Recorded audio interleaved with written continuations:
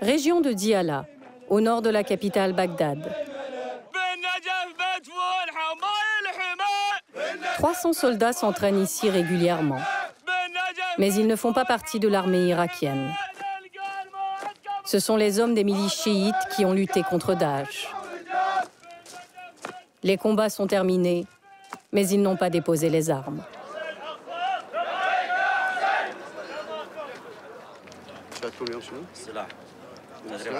À leur tête, le commandant Salem Mustafa, membre de la brigade Badr. C'est lui qui dirige le centre.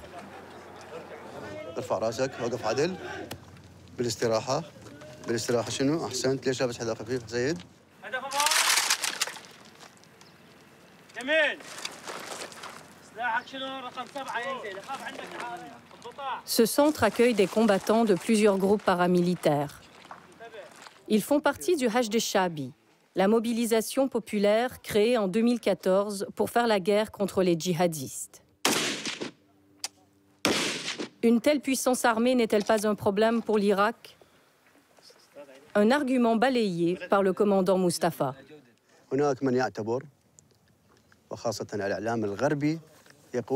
Les médias occidentaux accusent le Hached de ne pas être une institution officielle. Ils disent que nous sommes des milices à la solde de pays étrangers. C'est faux.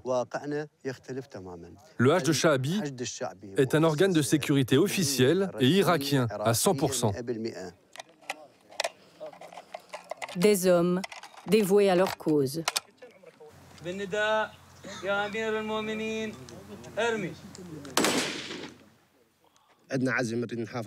Nous sommes déterminés à protéger notre pays, parce que la plupart des pays voisins sont contre l'Irak. Et si Dieu le veut, nous y arriverons. Le Hashd al-Sha'bi regroupe 50 milices armées et quelques 150 000 hommes. L'État, qui n'avait pas les moyens de les contrôler, a décidé de les intégrer en 2016.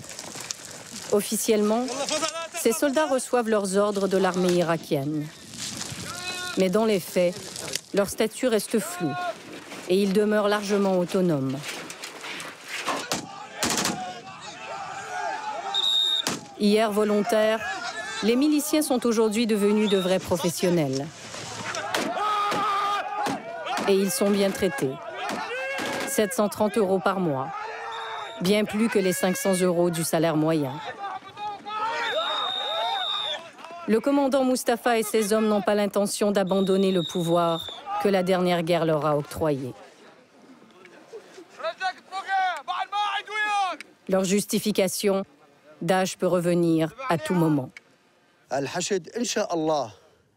Avec l'aide de Dieu, le Hached va continuer à exister. Nous disons au monde entier, personne ne va pouvoir se débarrasser de nous. Le Hached est une idéologie. Ce n'est pas juste une armure, ni une kalachnikov. L'ennemi a des fusils, nous avons des fusils. Ils ont des armes, nous avons des armes. Mais à la fin, nous allons gagner. Plus qu'une armée, une idéologie qui se nourrit de la croyance religieuse chiite. Au centre, il y a l'entraînement militaire, mais aussi l'entraînement spirituel.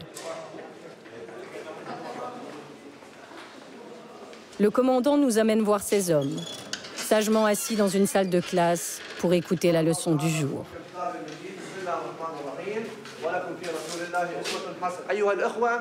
Mes frères, il faut nous méfier de ceux qui tentent de déchirer l'islam et les musulmans.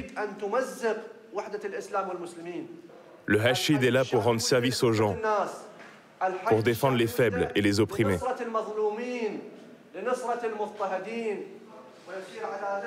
Au cœur de leur apprentissage, le culte du martyr. L'enseignement religieux est très important. Tout le monde peut être fort, mais est-ce que tout le monde peut être courageux et croyant dans les moments difficiles? Quand le combattant du Hashid a une foi très forte, il va aller vers le martyr. Il va aller vers la mort volontairement, sans contrainte. Cette foi dans le sacrifice n'existe pas ailleurs.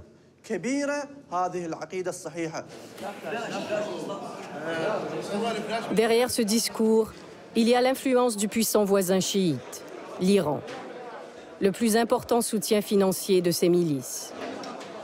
Mais ça, interdiction d'en parler et de le montrer. 5 hommes nous surveillent et nous filment en permanence. Impossible de parler à quelqu'un en toute liberté, ou même de filmer ouvertement tout ce qui a trait à l'Iran. Comme ces portraits des ayatollahs iraniens, Khomeini et Khamenei.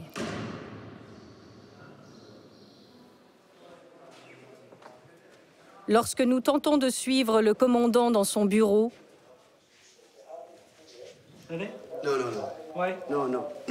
ce qu'il ne veut pas que l'on voit, c'est la photo, à droite, de l'actuel guide suprême iranien. Le commandant Salem est pourtant un allié de Téhéran et il collabore avec le Hezbollah libanais, soutenu par l'Iran.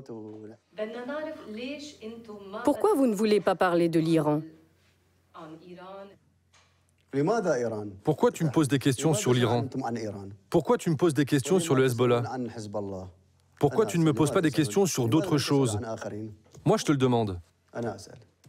Parce que ce sont vos alliés. Ah bon, ce sont nos alliés?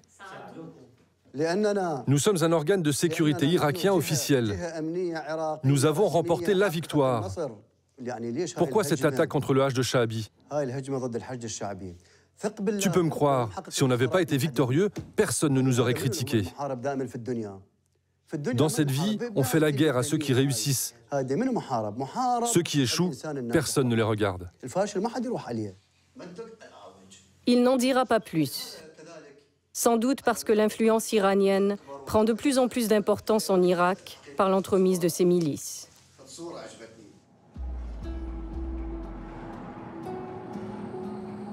Nous quittons le centre, toujours surveillés par les hommes du Hachid.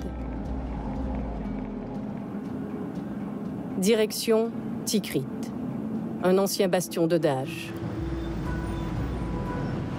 Sur la route, une longue suite de destructions. Comme autant de rappels que la guerre n'est jamais bien loin.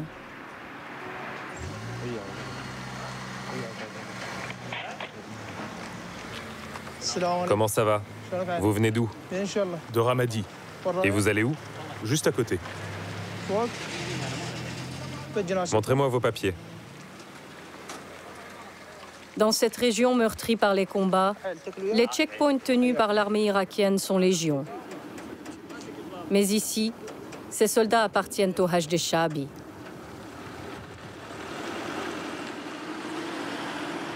Vous avez vos papiers? C'est qui la dame? C'est ma tante.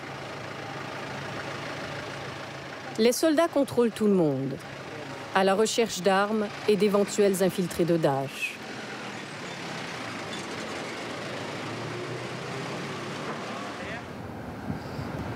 Nous croisons également une patrouille du Hachid dans les zones rurales.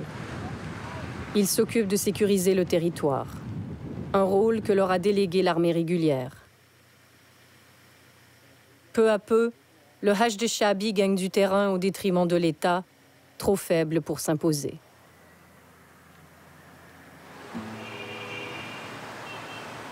À 80 km au nord de Bagdad, la ville de Balad.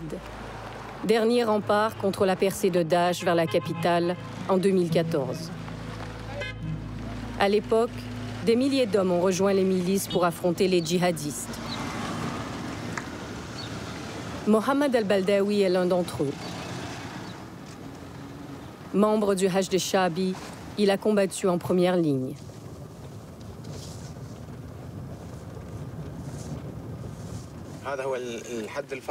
Voici la ligne de démarcation qui séparait d'un côté les criminels de Daesh et de l'autre les fils de la ville, le Hached Sha'abi et les forces de sécurité. Voilà le barrage en terre. Et vous pouvez voir les photos des martyrs qui sont tombés.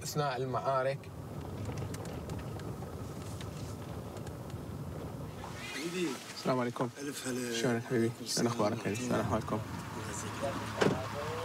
Il vient souvent se recueillir ici, auprès de ses camarades tombés au front.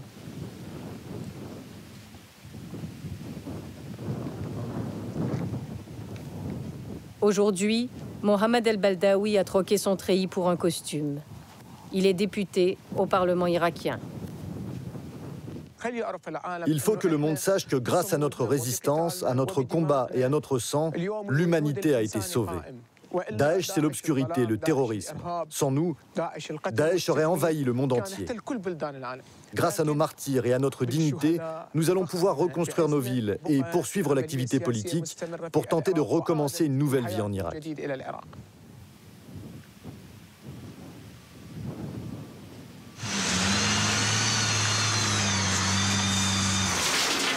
Reconstruire, c'est le nouveau mot d'ordre. Et ça commence par les infrastructures du pays, complètement détruites. Le Hajj Shaabi veut assurer une place de choix dans cette vaste entreprise.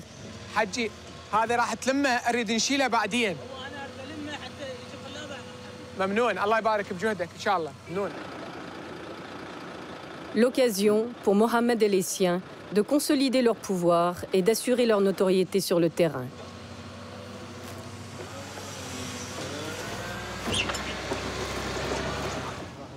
Le député est fier de nous présenter le contremaître du chantier. Voici le professeur Karar Ibrahimi, le responsable de l'ingénierie du Hashed dans cette région. Aujourd'hui, entre 50 et 70% des anciens combattants ont été reconvertis dans des tâches civiles. Les autres sont toujours en opération à Mossoul et à Qam. Dans plus de 7 gouvernorats, on ouvre des routes et on assainit les eaux.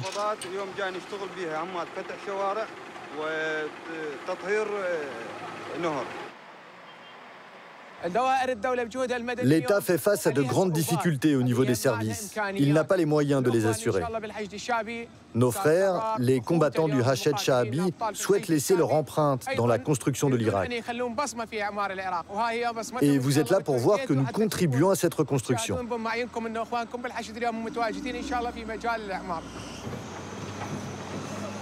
Une propagande qui porte ses fruits.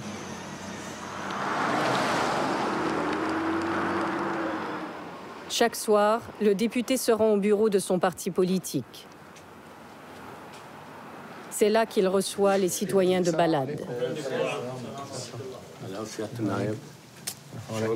Et qu'il tente de répondre à leurs nombreuses sollicitations. Bonsoir, comment allez-vous? Asseyez-vous. Bonsoir, cher monsieur. Voici mon dossier avec toutes les informations. D'accord, je vais suivre personnellement cette affaire. Un grand merci. Ce que je voudrais, c'est être muté ailleurs, car je souffre de plusieurs hernies discales. Je vais me servir de vos rapports médicaux et ça va aller. Je suis à votre service. Au revoir. L'économie du pays est catastrophique. Il n'y a pas d'argent. Il faut faire face à toutes sortes de problèmes. Les citoyens ont besoin de services publics, de protection sociale, d'électricité, de routes, de logements, de vêtements. Beaucoup de familles de martyrs ont perdu leur père. Qui va les aider? Merci beaucoup. De rien. Au revoir. Mohamed El-Baldaoui est membre du bloc Al-Fatah, la Conquête, formé en majorité d'anciens combattants du Hashed. C'est la seconde force politique au Parlement, avec 48 députés sur 329. Pour lui, c'est grâce à leur victoire sur Daesh. Les gens ont beaucoup plus confiance dans le Hashed que dans les membres des gouvernements précédents qui ne leur ont rien donné. Le Hashed Shaabi a gagné cette confiance parce qu'au moment où la population ne recevait pas de salaire, les combattants, eux, donnaient leur sang.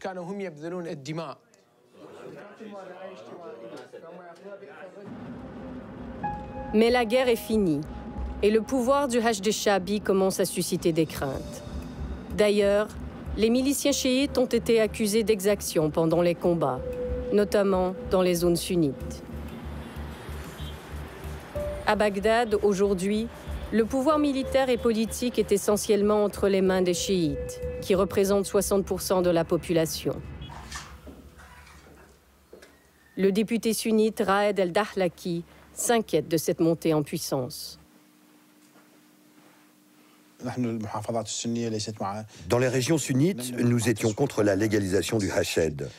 Nous souhaitions travailler avec une seule institution sécuritaire et non avec plusieurs entités. C'est pour ça que nous avons refusé de l'officialiser. Aujourd'hui, il y a des mini-États au sein de l'État irakien. Il y a des partis qui ont plus de pouvoir, plus d'influence et sont mieux armés que l'État. Il y a des groupes qui sont au-dessus des lois et cela constitue un grand danger pour l'Irak.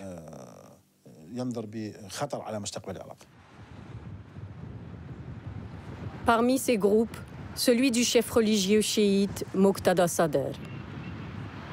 Il a son parti politique et sa propre milice.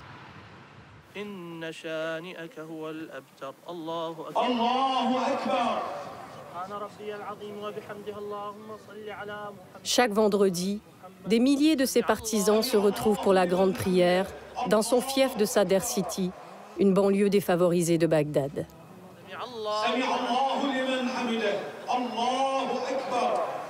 Affichant son indépendance face à l'Iran, le courant sadriste prêche le nationalisme et dispose d'un solide soutien auprès de la population.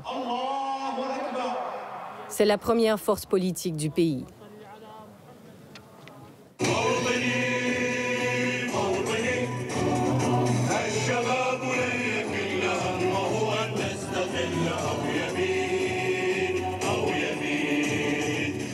Très régulièrement après la prière, les fidèles de Moqtada Sadr investissent la place Tahrir au centre-ville de Bagdad. Ils manifestent contre le gouvernement, jugé corrompu. Vous qui avez tant souffert du clientélisme et de la corruption, vous, la classe populaire qui courbez l'échine au travail, ce rassemblement nous donne plus de volonté et de détermination pour continuer sur le chemin des réformes et pour continuer à rendre service aux gens et à défendre les classes opprimées.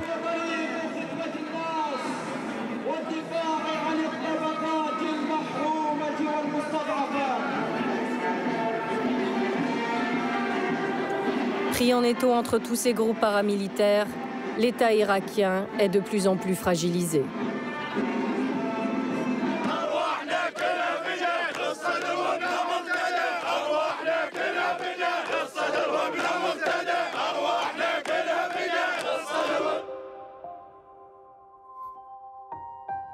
Partout, le long des routes, aux carrefours, sur les ponts, les combattants de la guerre contre Daesh rappellent sans cesse leurs sacrifices.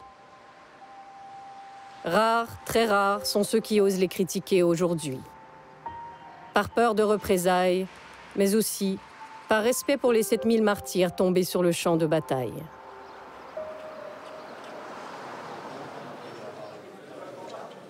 Quant à ceux qui ont survécu, ils sont nombreux à porter encore les stigmates de la guerre dans leur chair. Un an après la fin des combats, les centres médicaux regorgent de blessés. Plus de 30 000 mutilés, selon les chiffres officiels. Pour les vétérans du Hajj Sha'bi, les soins ont beau être gratuits, ils sont loin d'être au bout de leur peine.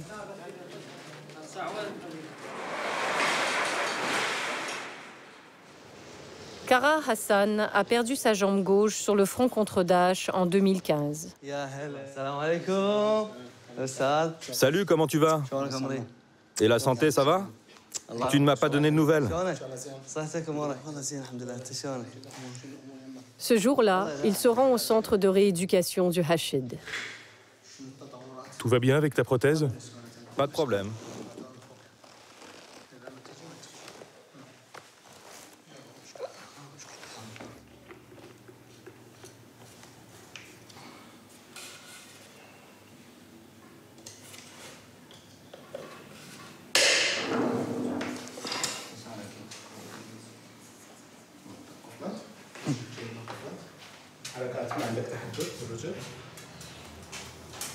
Lors de l'explosion d'une mine, Karar a également perdu l'usage de son genou droit. J'ai mal à ma jambe droite parce que j'ai une articulation artificielle. J'ai 9 broches dans la jambe. Regardez, toutes les opérations chirurgicales que j'ai subies. Je ne peux pas plier ma jambe. Et je ne peux plus dormir.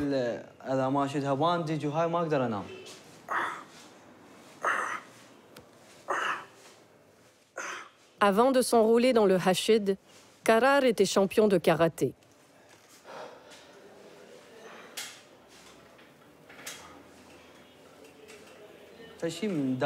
Ça m'a détruit. J'étais un champion, je voyageais dans différents pays. Et aujourd'hui, je ne peux pas me déplacer pour aller me chercher un verre d'eau. Je dois demander à quelqu'un de m'apporter à boire quand j'ai soif. C'est une tragédie.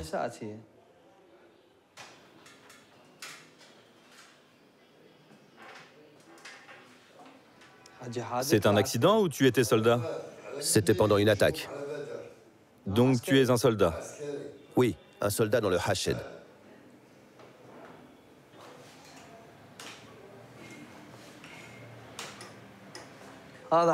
Voilà ce qu'on est devenus, nous les combattants. Le Hashid nous donne des prothèses et il nous laisse tomber.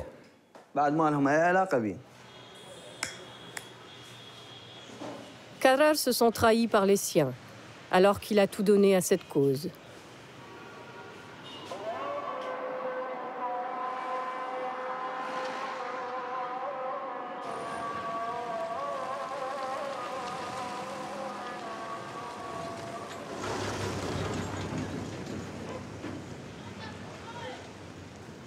Le soir venu, Qarar regagne son quartier de Baya, au sud de Bagdad.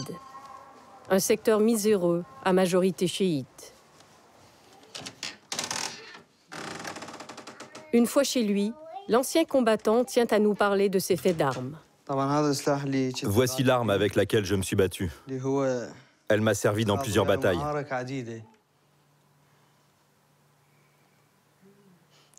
C'est vers Karma, dans le Anbar. Ça, c'est devant la barricade.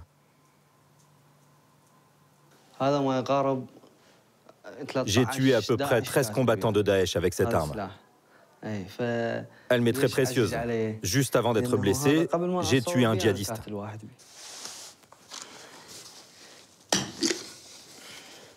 Mais au-delà de cette fierté, Qarar cache une profonde amertume. Aujourd'hui, à tout juste 26 ans, il ne travaille pas et reçoit une maigre compensation financière du Hashid de 300 € par mois. À peine de quoi nourrir sa femme et ses 2 filles.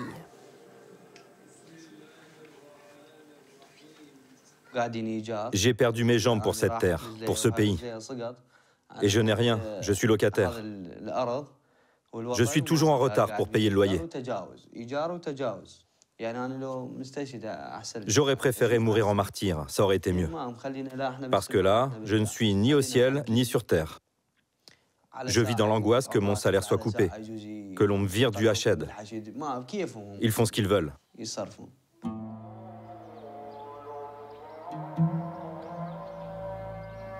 C'est ici, à Najaf, dans le plus grand cimetière du monde, que sont enterrés tous les martyrs du Hajj Shabi. Quand il le peut, Qarar vient rendre hommage à ses compagnons d'armes morts à ses côtés.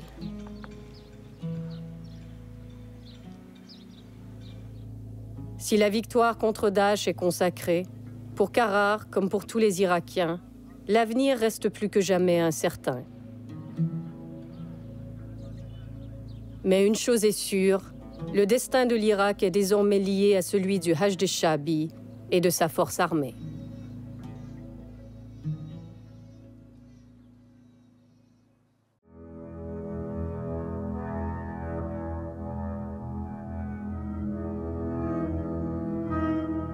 Benghazi, la deuxième ville de Libye. C'est ici que la révolution a démarré en 2011. Mais les années qui ont suivi la chute de Mouammar Kadhafi ont été sanglantes. Des milliers de personnes sont mortes dans les affrontements qui ont opposé les hommes du maréchal Haftar, l'homme fort de l'Est libyen, et des milices islamistes. Aujourd'hui, les djihadistes ont perdu la guerre. Beaucoup ont été enfermés à Kouefia, une prison de haute sécurité. C'est la première fois qu'une caméra peut y entrer. Mais notre tournage se fait sous condition. Nous ne pourrons filmer que certaines zones du bâtiment et parler uniquement avec les détenus choisis par l'administration. C'est le général Khaled Majoub qui est chargé de la gestion des prisonniers. Il veut nous montrer sa méthode pour les déradicaliser, des cours de morale par petits groupes.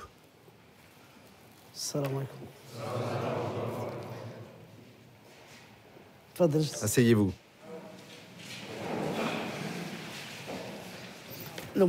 Tout va bien? On s'est déjà vu, non? Je vous ai manqué. On va évoquer quelques vérités pour que ce soit bien clair dans vos têtes. Les mouvements terroristes recrutent surtout des jeunes qui ne s'y connaissent pas vraiment en religion. Ils leur font sentir qu'ils peuvent devenir des héros et des combattants. Ces mouvements islamistes vont à contre-courant de la religion musulmane. Elle n'a jamais affirmé qu'il fallait tuer des gens. Ça n'existe pas. Certains prisonniers sont encore convaincus et affirment que quand ils sortiront, ils recommenceront. Ces gens-là, on ne peut rien pour eux.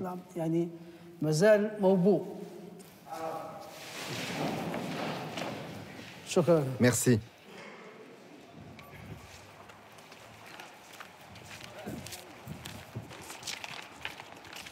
Cela paraît bien peu de choses face à des prisonniers radicalisés. Mais le général veut y croire. On les réhabilite pour qu'ils reviennent dans la société. C'est mieux que de les perdre. Quand on sent qu'ils peuvent être à nouveau de bons citoyens, qu'ils peuvent s'intégrer, alors ils peuvent sortir. Ils doivent dépasser toutes ces années passées en prison pour redevenir productifs. Difficile de savoir quelles sont les réelles intentions des autorités. Pour l'instant, les djihadistes ne sortent pas de cette prison.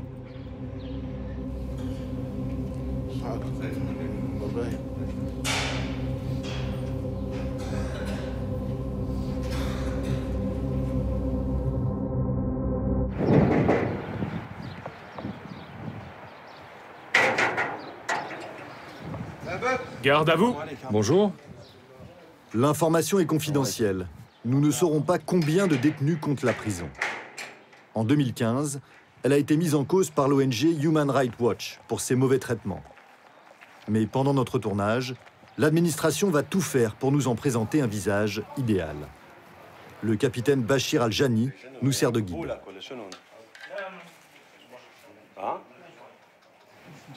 Ça va le repas? C'est bon le couscous? Vous en avez souvent?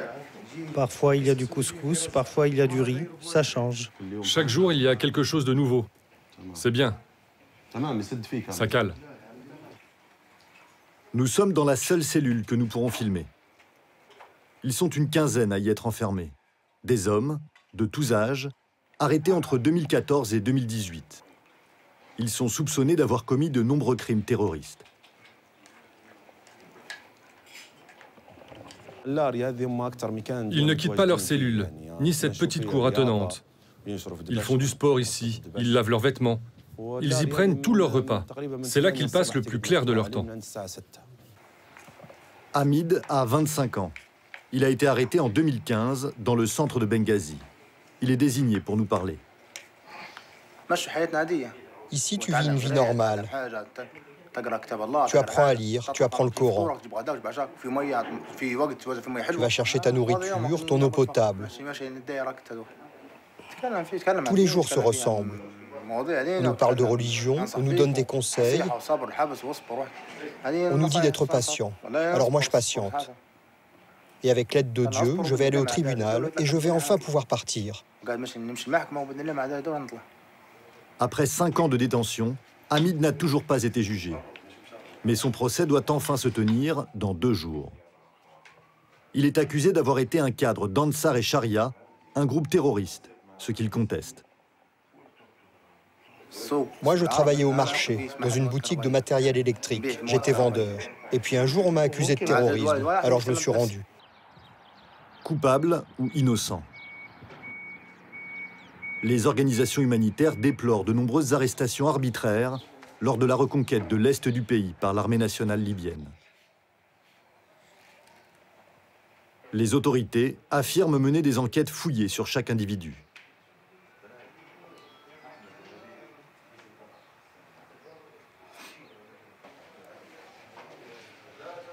On nous présente un autre prisonnier, Mohamed. Lui a déjà été condamné à 10 ans de prison pour avoir été membre de Daesh, ce qu'il reconnaît. Devant la caméra et surtout devant ses geôliers, il se félicite presque d'être ici. J'étudie le droit. J'apprends des choses sur la Cour criminelle internationale. Quand on m'a attrapé, j'étais sur le point d'avoir mon diplôme. De toute façon, ici, tu dois purger ta peine. Soit tu dépéris, soit tu en profites pour apprendre des choses. Et moi, si je peux, plus tard, je ferai un doctorat. Et j'enseignerai à l'université, où je deviendrai procureur.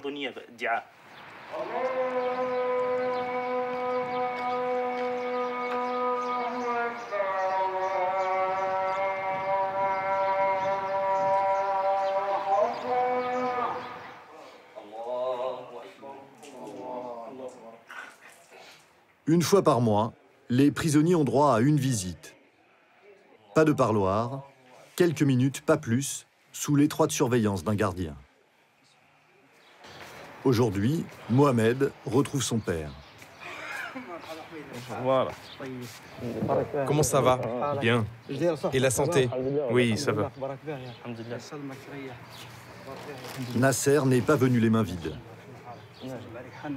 Voilà tes livres pour ton prochain semestre. Et voilà les résultats de tes examens.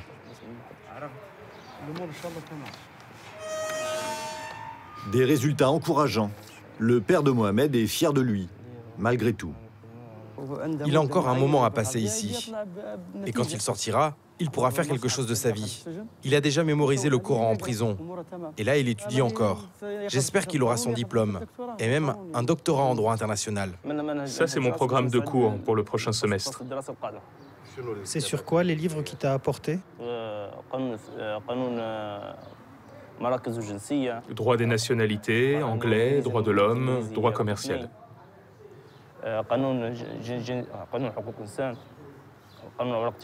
Toutes ces matières. La parenthèse n'a pas duré longtemps. La vie carcérale reprend vite. Allez, au revoir. Prends tes affaires, passe à la fouille et retourne en cellule. La réalité de la prison est sans doute bien plus dure que ce que nous avons pu filmer. Mais les conditions de vie des détenus ne sont pas une priorité pour les autorités, car Benghazi a été ravagé par la guerre.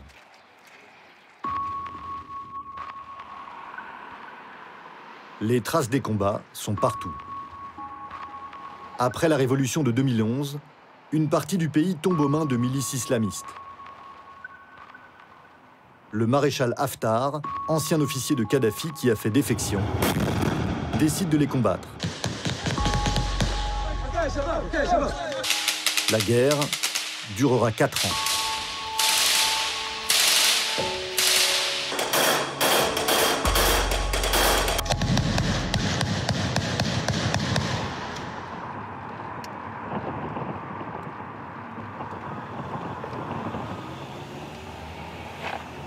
Le général Khaled Majoub, l'homme chargé de la déradicalisation des prisonniers, a combattu à ses côtés.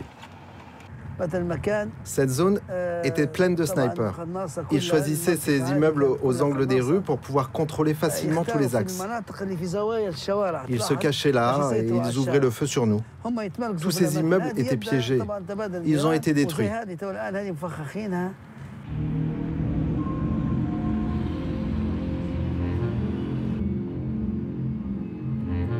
Le général a perdu beaucoup d'hommes.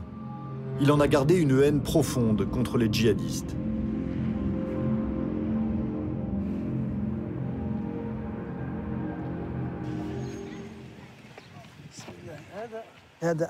C'était ici le dernier réduit de Daesh.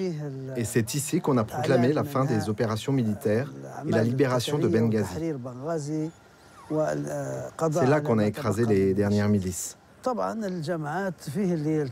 Beaucoup de leurs combattants sont morts et les autres ont été arrêtés et sont en prison.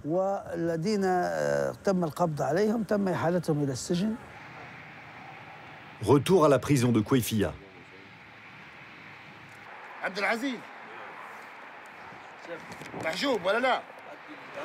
16 prisonniers sont rassemblés dans la cour. Après l'appel, ils sont menottés, 2 par 2.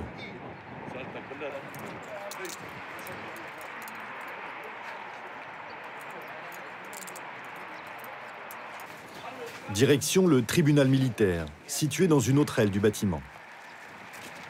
Pour certains, c'est la première fois qu'ils vont être présentés à un juge après des années d'emprisonnement. Les prisonniers sont placés dans des cages, face au juge. Parmi eux, Hamid, qui clame son innocence depuis 5 ans.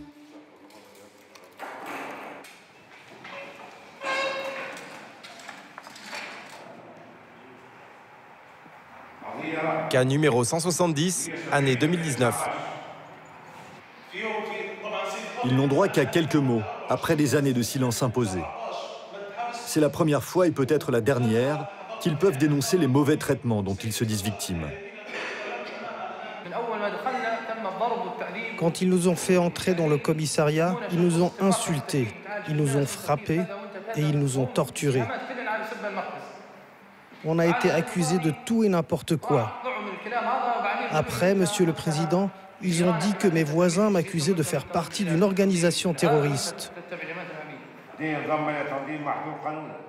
Autour d'Hamid. C'est son avocate, commise d'office, qui prend la parole. Même ligne de défense que les autres. Des aveux obtenus sous la torture n'ont aucune valeur. L'accusé, Monsieur le Président, a été soumis à de la torture physique et morale, de la violence. Quand l'accusation lui a demandé, et j'insiste sur ça, avez-vous été torturé? Il a répondu oui, j'ai été torturé. Il a été torturé pour lui faire dire des choses qui sont contraires à la vérité. L'accusé est clairement revenu sur ses aveux. Nous demandons donc qu'il soit innocenté de toutes ces accusations. Mais la plaidoirie ne semble pas convaincre les juges. Le civil Hamid, avez-vous pris connaissance de l'acte d'accusation? Oui. Reconnaissez-vous les faits? Non, je les nie. Accusation? L'accusation demande que soit appliquée la sanction maximale. Et ici, en Libye, la sanction maximale, c'est la mort. Le verdict est attendu dans quelques mois. Malgré tout, l'avocate d'Hamid veut retenir les points positifs. On se bat pour que la justice soit respectée et pour établir un état de droit ici, en Libye. Même si on marchait en boitant au début, aujourd'hui, il y a une vraie dynamique. Ce qui nous encourage à plaider avec force, sans peur, sans intimidation. Et même des parents de victimes exigent désormais la vérité. Une justice fragile, mais comment juger équitablement quand la rue réclame la tête des djihadistes?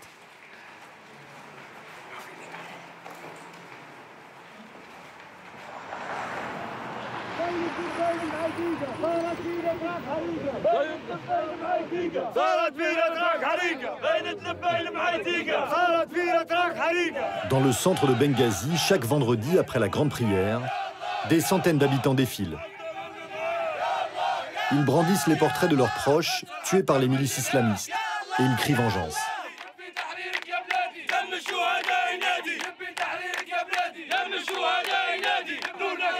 Ayman ne rate pas une manifestation. Son meilleur ami, Ihab, est mort dans une embuscade après avoir rejoint les forces du maréchal Haftar.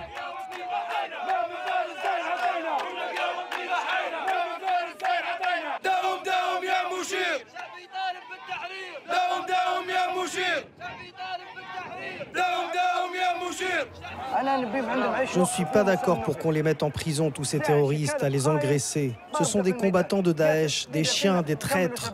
Il faut les exécuter sur la place publique. Ils ont assassiné notre jeunesse. Il ne faut pas dialoguer avec eux. C'est clair ce qu'ils ont fait. Il faut les abattre devant le peuple pour que les mères des martyrs puissent arrêter de souffrir. Les blessures n'ont pas cicatrisé en Libye, loin de là. Si les armes se sont tues à Benghazi, elles continuent de faire des morts à Tripoli, la capitale, où les milices s'affrontent toujours.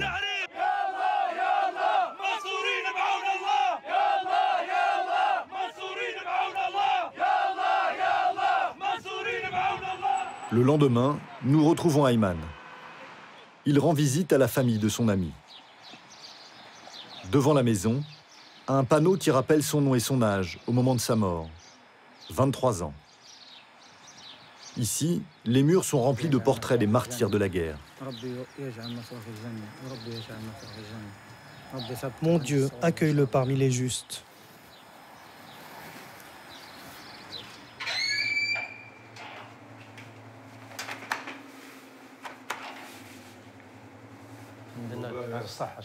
Ayman retrouve les trois frères de Ihab et Rajab, son père. Quand je viens leur rendre visite, c'est comme si j'étais dans ma deuxième maison. J'ai deux maisons, la mienne et celle-ci. Quand je viens ici, ça me repose. C'est comme si Ihab était encore avec nous. Rajab, le père de famille, ne s'est pas remis de la mort de son fils. Je suis toujours en colère contre ceux qui l'ont tué, au-delà de ce qu'on peut imaginer. Je me dis que la justice doit suivre son cours, c'est vrai, mais si j'étais juge, je ferais ce qui plaît à Dieu. Et comme l'a dit le Coran, le tueur doit être tué.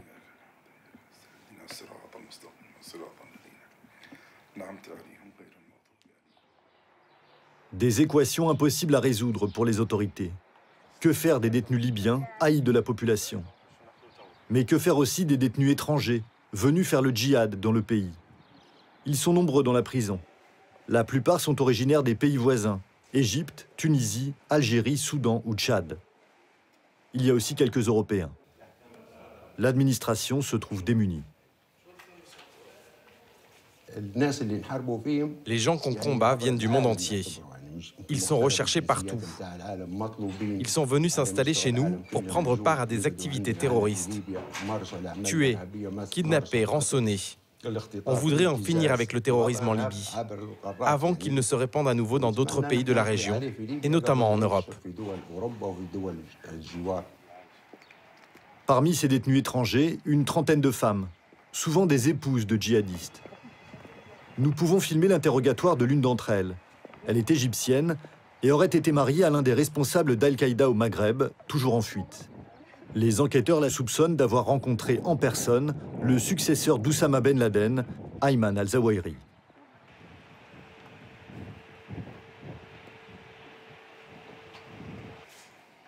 Ce jour-là, ils interrogent la jeune femme sur le parcours d'un djihadiste qu'elle a bien connu.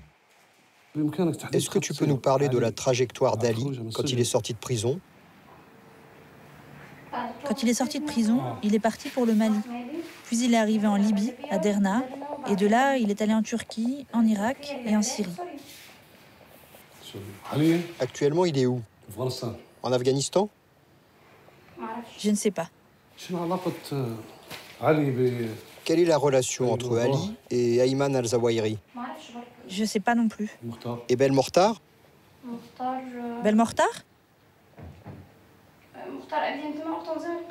Il fait partie d'Al-Qaïda lui aussi. Il voulait envoyer un message à Ayman al-Zawahiri pour lui demander de pousser les jeunes à partir combattre au Mali. Fin de l'interrogatoire.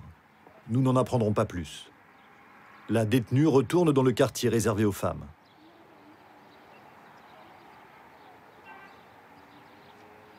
Le capitaine nous emmène dans une salle d'interrogatoire où attendent d'autres prisonniers étrangers.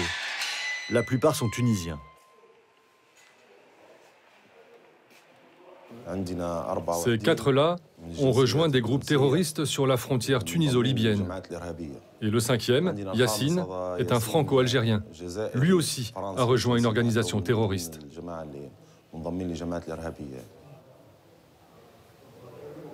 Un Français dans la prison des djihadistes. J'étais incarcéré dans une prison en France, dans une affaire dans le cadre de trafic de stupéfiants. J'avais une seconde affaire, j'ai été déféré au parquet et je me suis évadé du tribunal avec un passeport algérien. Je suis passé par l'Allemagne, la Suisse et l'Italie. J'ai pris le bateau en Italie. Ensuite, je suis rentré en Tunisie et j'ai gagné la frontière algérienne par la Tunisie. Ensuite, je suis rentré en Libye. Yassine reconnaît avoir voulu rejoindre les djihadistes, mais selon lui, il a été arrêté avant de pouvoir combattre. Il n'en dit pas trop devant la caméra, mais il veut absolument quitter cette prison. Donc on vous a dit combien de temps vous alliez rester ici? Non, on m'a vous pas savez dit. On m'a pas dit. Et pour l'instant, vous attendez quoi? Moi, je veux le transfert en France ou en Algérie, peu importe. Donc ça reste difficile ici aussi C'est quand même difficile ici. On est loin des conditions qu'on a dans les pays des droits de l'homme.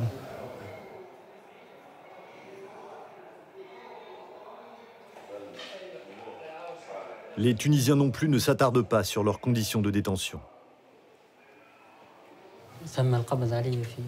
J'ai été arrêté à la frontière entre la Libye et le Soudan, avec ce groupe de 3 autres Tunisiens.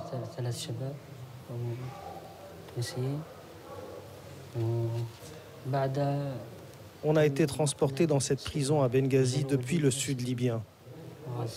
Quelle était l'accusation? On a été accusés de faire partie d'AQMI. Et vous faisiez réellement partie d'Al-Qaïda? Oui. Jusqu'ici, on n'a pas été jugés. On ne sait pas ce qui va nous arriver. Il y a juste eu une enquête. On voudrait rentrer chez nous en Tunisie pour revoir nos familles, recevoir des visites. Ça fait 3 ans qu'on est enfermés ici et nos familles n'en savent rien. Les autorités libyennes affirment avoir prévenu les pays concernés, notamment la France, sans avoir obtenu de réponse. Pour l'instant, les prisonniers étrangers ne sont pas prêts d'être transférés.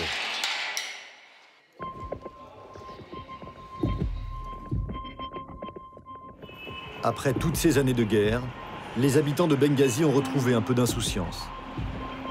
Une partie de la ville a été reconstruite. Les parcs fermés par les islamistes ont rouvert. Autrefois livrés aux militaires, les rues offrent un autre visage, comme lors de ces rassemblements automobiles organisés dans le centre-ville.